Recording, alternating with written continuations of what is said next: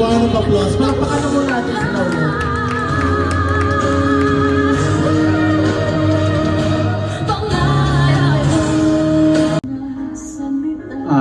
Tatang, Mama, salamat kaya kayo dahil ala ko Kenny, wala ako dito kundi dahil sa inyo. Maraming salamat sa pagtataguyod nyo sa amin ng mga kapatid ko rin. Maraming salamat po. Thank you. Mama Joel, ay Mama Bernadette, Mama Joel, maraming salamat din po sa inyo. Maraming salamat din po sa inyo sa pagpapalaki kay Mimay at hindi niyo po siya pinabayaan. Salamat din po. Mimay also? Hello? Ready girl. May kodigo ako, wait. Okay, unahin ko muna yung sa parents ni Polo. Okay. Thank you po sa pag-accept sa akin kahit sa una hindi naging madali ang lahat. Nayak na naman. Wait lang. Gusto ko po magpasalamat dahil hinayaan niyo po kaming ipaglaban ni Polo ang dapat ipaglaban. Ayan. Maraming salamat po sa pagpapahiram ninyo kay Paulo sa akin every time na umuwi siya dito sa La Union. Nayak na mahal po kayo naman kayo umiiyak. Hindi ako tapos. Mahal na mahal po kayo ni Paulo and wala pong magbabago. Dahil kahit kasal po kami ni Paulo, uuwi at uuwi pa rin po siya sa inyo. Pag kailangan niyo po siya. Hindi ko po ipagkakait si Paulo bilang anak po ninyo. Dahil alam ko na pamilya niya pa rin po kayo at alam ko mamimiss niya pa rin po kayo. At yun, lagi niya po kasi, every time kasi na nandito siya, nasanay na po siya na palagi kayong kasama, ganun na every time nag-video call kayo, kaya alam ko na parang kahit na nandito siya, yung puso niya nasa inyo pa rin po. Kaya maraming salamat po sa every time na umuwi siya dito is pinapahiram niyo po siya sa akin. And gusto ko rin pong pasalamatan yung ate niya na naging pangalawang nanay din po niya. Adita, ay nasan ka? Gusto mo siya? Nandun siya sa loob. Gusto ko po siyang pasalamatan dahil kahit na nagiging strict siya ng medyo light kay Paulo, is nandyan pa rin po siya na naging supportive all the way hanggang sa huli. And hindi po magiging maaga yung kasal namin kung hindi din po sa kanya. Kaya thank you Ate Day kasi nandito tayo sa sitwasyon na to dahil din po sa'yo at sa pagiging supportive mo. Ayan na siya on the way. Yan. Yan po siya yung ate po ni Ate, ay ni Paulo. Ayun, ate, maraming salamat po.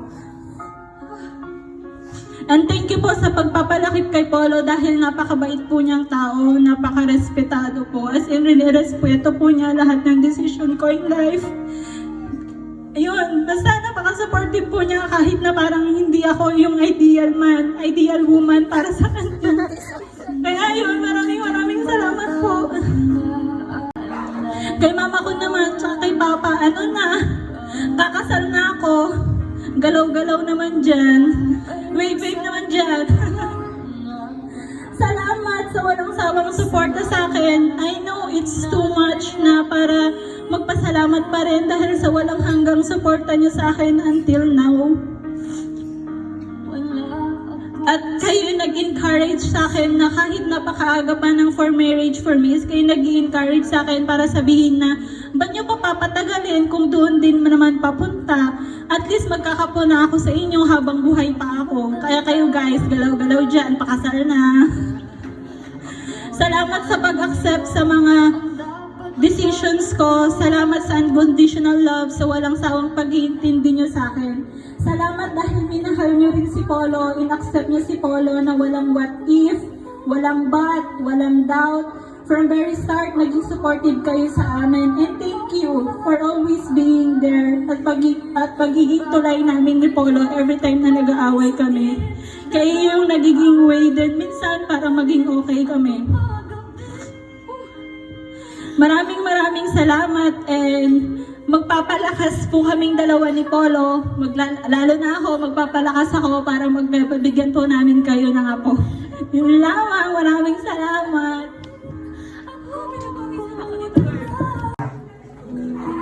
Sana lagi kayo magkasundo. Walang kawalan. Mimay, Tinatawanan mo siya, Chinoy. welcome to the family. Wala na akong masabi. Andyan na yun eh. Polo and Marie Miriam, masaya-masaya kami na welcome ka sa aming pamilya. Lalong-lalo na nararamdaman ko na nakikita ko na namahalan kayong dalawa.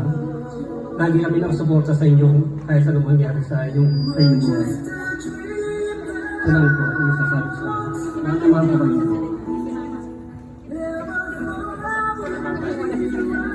Mimay and Polo, thank you dahil tapos na lahat, nagpakasal na kayo. Masayang-masaya ako na.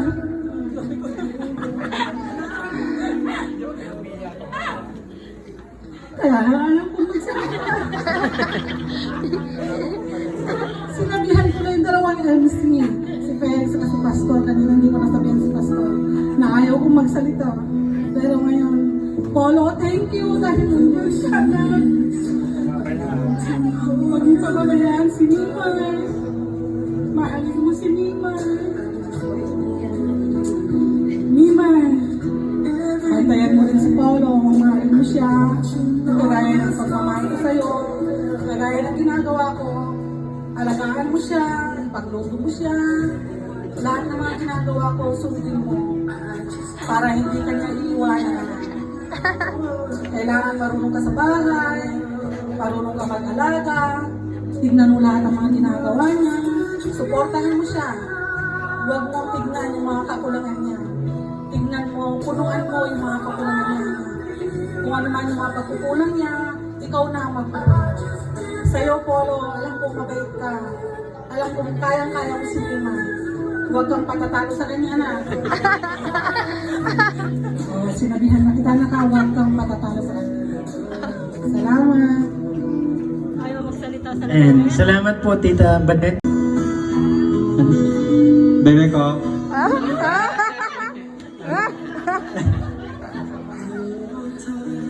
Sobra akong nagpapasalamat sa Diyos at ang pagtayo sa harap ng altar, kasama ka. At nangangakong mamahalin, aalagahan, iintindihin, susuportahan sa lahat ng bagay. At magiging mabuting ama sa mga magiging anak natin.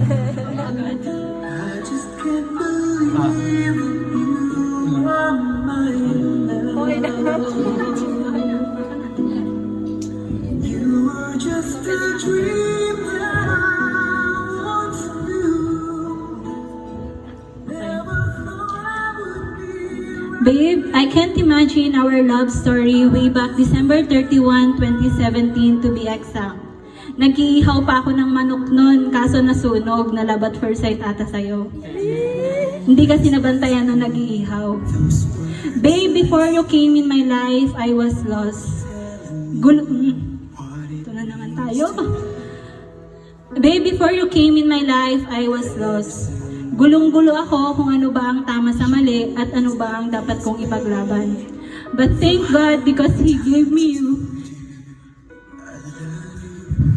He gave me you to be an instrument para mawala ako sa sitwasyon na kung saan hindi ko na alam kung tama pa ba yung mga ginagawa ko or tama pa ba yung taong pinaglalaban ko dahil nagbulag-bulagan ako. I am really thankful to God kasi I never thought na mag-work out sa atin ang LDR kasi hindi naman ako nasanay ng long distance. But He taught me how to be in a long distance relationship. My patience was tested, my trust issue was there, but God made us stronger para malagpasan lahat ng yun. Thank you dahil Dahil you were there para turuan ulit akong magmahal when I don't know how to love again. Dahil natakot ako na malagay sa ganong sitwasyon ulit. You proved to me that I don't deserve Ayak ako! You proved to me that I don't deserve to be number 2, but to be number 1. You are truly a man because for almost 5 years of relationship, you waited for me. Kahit medyo sama-segue ka ng pakonti-konti. You waited for the right time and for perfect timing. Thank you for respecting me and my decisions. Even before pa, you never give up to me in sickness. Sana kahit mawala yung boot kidney ko, you were always there. I will always choose you all over again. I promise that I will take good care of myself more dahil bibigyan pa kita ng pamilya. We are now getting married. No more long distance. No more passaboy carpool.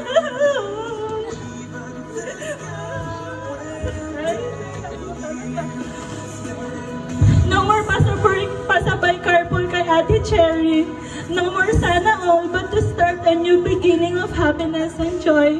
I love you and I will always will.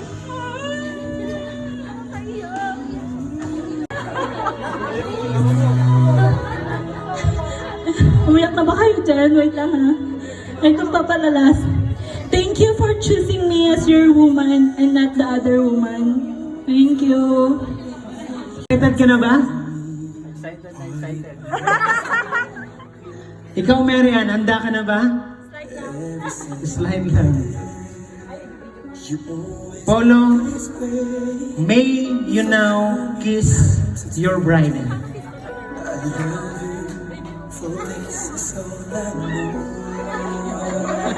Nag-uusap.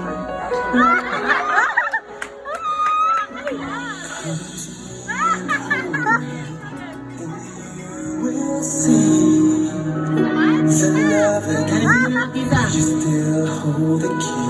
Ayan, palakpakan naman po natin ang bagong kasal, Polo and Mimay.